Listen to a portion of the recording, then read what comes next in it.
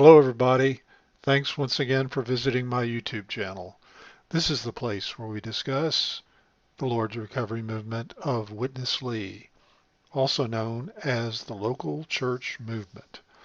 Well, something came to me that I wanted to share. I know I've said I won't do any more videos, but I'll probably do one occasionally, try to keep it down to a few.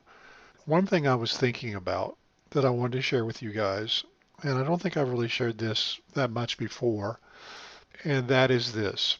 One thing you might be thinking as a former member or as a member who is thinking about leaving, who wants to leave, and is having some cognitive dissonance about it.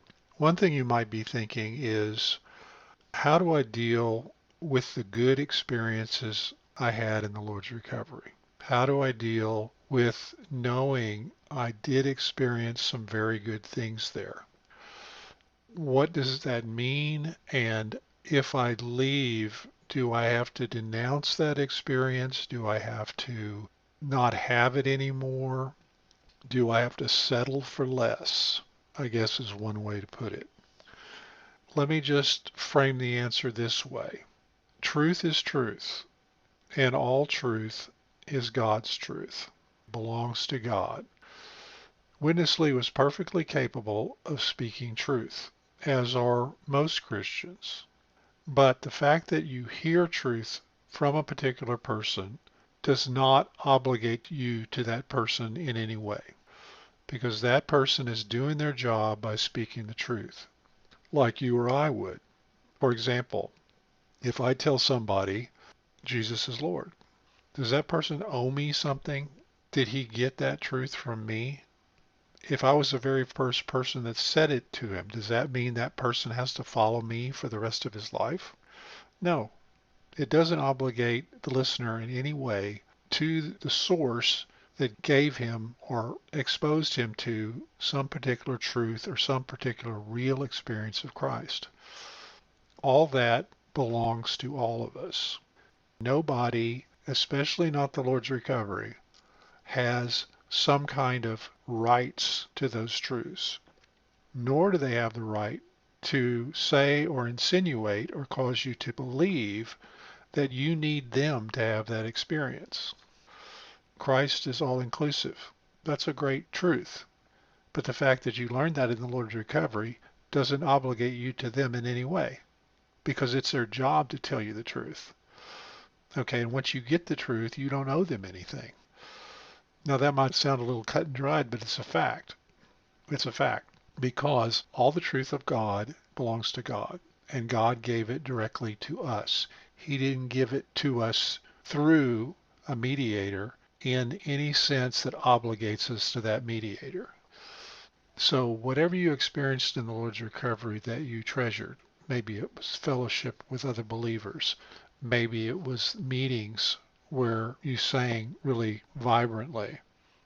All those things were good, and you might be having a little trouble recreating those experiences, but that doesn't mean you need the Lord's recovery to have those experiences.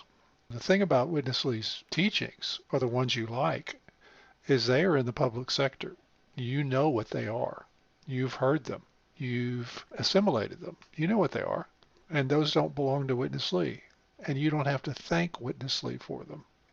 He was doing his job if he was giving you truth. You don't owe him anything. You don't owe the Lord's recovery anything. And you don't need the Lord's recovery in order to experience those things. So I would say it's a win-win. It really is. It's a win-win because you get to leave the Lord's recovery and take every single thing that you still treasure, that's true to you in your heart, that means something to you, that you feel is true, and you get to leave everything you don't appreciate behind, including their lording attitude and their attitude to try to put fear in you that you need them to have that experience. This is really what the local ground and the Lord's recovery and the ministry of the age delineation is all about. It is about making you believe that you need to be in their thing in order to have this experience. I'll tell you this, every experience that you need to be in the Lord's recovery to have, that you cannot have anywhere else is a negative experience. It's not a positive one. Anything you can experience there, you can experience elsewhere. You can even recreate it yourself if you want to, if you want to start your own group, as long as you follow the biblical principles for that to happen. The Lord's Recovery doesn't get the right to define what they are. And if they reject you or say you're not good enough, you just need to ignore them. So you can fully and completely enjoy whatever truth of God you treasure. Don't think you have to settle for less. Don't think it's a compromise. It's not a compromise. The only compromise is thinking you have to be in that movement in order to experience these great things. They really believe that. They really believe they have a special experience that nobody can have anywhere else. Now, the Lord's Recovery was very devoted, and the people that attended gatherings were very involved. So there was a lot of focus on the Lord. And so that has an effect on the success of the meeting. You might have a little bit of trouble finding that kind of same experience in a typical gathering where people are less engaged. But I have been to special events like a men's retreat where all the guys there were really serious and they were singing vigorously and enthusiastically, and the feeling was very much like a Lord's Recovery meeting in that sense. So you can have it. You might say, well, yeah, but we had so much there. But yeah, well, what was the price you had to pay? You had to pay the price of the way they tried to control your life and the things they expected you to accept and tolerate. So this is really insidious, where they try to hold people hostage by this great experience that they felt like they had there that they can't have anywhere else. And that is wrong. It is exceedingly wrong. And I believe that the Lord's not happy with it, to say the least. When you start telling people you can only have this experience of Christ with us in this group, they are walking on some thin ice there. They really are. That is just not true. They don't own it. They're not the caretakers of it. They're not the distributors of it. They're not the administrators of it. They're not the controllers of it. They don't have franchise rights. Any single aspect of Christ or God or your spiritual life. No one does. That's the beauty of it. Does that mean you can do anything and have that experience? Of course not. But it does mean you don't need them. And that's not meant to be insulting or that dismissive. It's not dismissive of the people. It's dismissive of their attitude. And their attitude is frankly evil.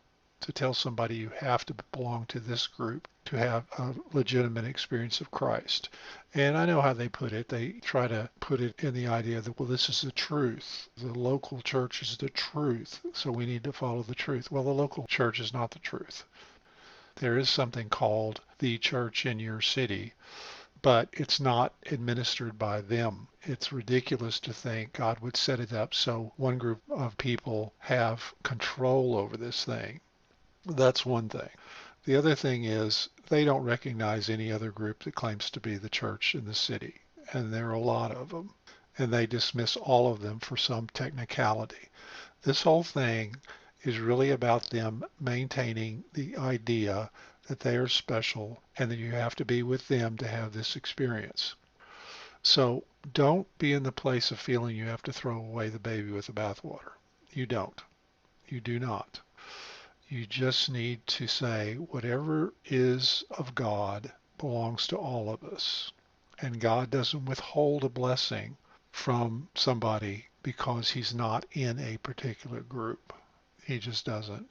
And so never have that attitude that you have to be in a particular group. There are some other things. You might miss a particular brother or sister. There are obviously some things you're going to miss, but it's not going to be anything that is particular to God himself or the church itself. Okay, it's going to be something that was particular to them. Like I said, if it's something you can only experience there, then it's negative or it's not really important when you get right down to it. That's what I wanted to tell you today. Thanks again for listening. Take care.